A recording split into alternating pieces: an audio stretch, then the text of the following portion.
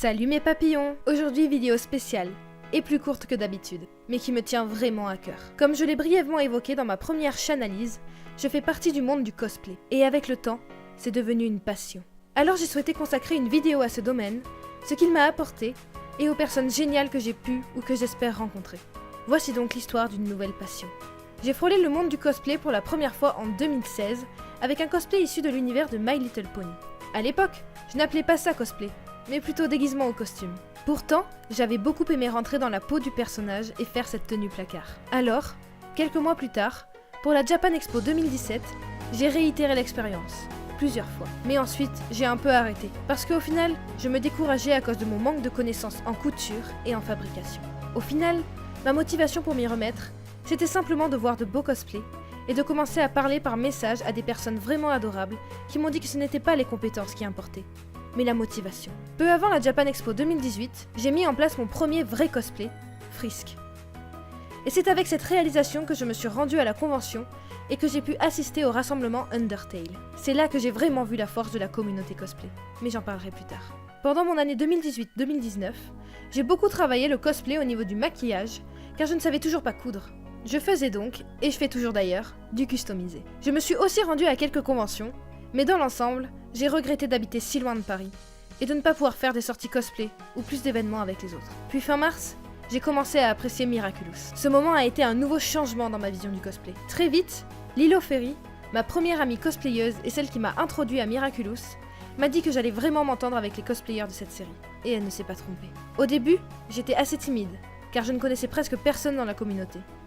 Mais j'ai rapidement été totalement addict, et mon compte de cosplay s'est retrouvé très axé sur Miraculous. Peut-être un peu trop. J'enchaînais d'abord les maquillages de Ladybug, parfois modifiés et réinventés, puis j'ai commencé à toucher au cosplay. Commander ou acheter des éléments de vêtements de Marinette, Ladybug, Emily Agreste, ma préférée, et me mettre à TikTok, une plateforme qui, contrairement à ce qu'on dit, se révèle extrêmement attachante. Elle me permet de mettre en avant mon jeu d'acteur, mon cosplay, de m'amuser, de faire des émotions, etc. Et elle touche de plus nombreuses personnes aussi, qui commencent à me reconnaître en convention.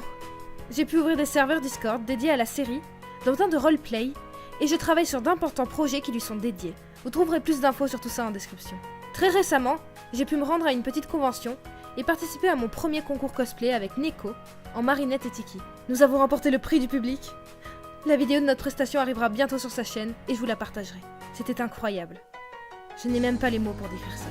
Ça a aussi été l'occasion pour moi de rencontrer des personnes qui m'inspiraient déjà derrière l'écran et qui se sont révélées aussi attachantes que je l'imaginais.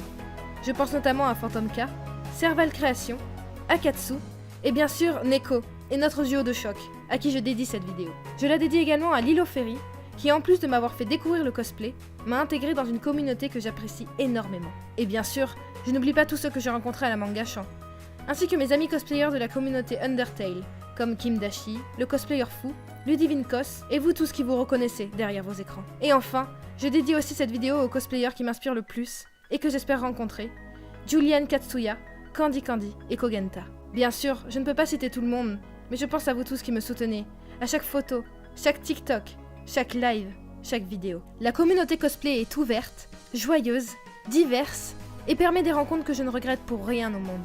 Alors voilà, cette vidéo est très rose bonbon, peut-être trop remplie d'affection et de bisounours, mais je tenais à la faire, parce que ce week-end a été fou, et m'a rappelé à quel point ça me manquait de ne pas habiter plus près de vous tous, et de ne pas pouvoir faire autant d'activités avec vous que ce que je souhaiterais. Je reviens très bientôt avec une vidéo de théorie sur laquelle je travaille activement, et j'espère croiser certains d'entre vous au Bordeaux Geek Festival ou à la Japan Expo. Bye bye petits papillons, et surtout restez miraculeux. Vous méritez tous d'être valorisés, bien plus encore que vous ne l'êtes déjà.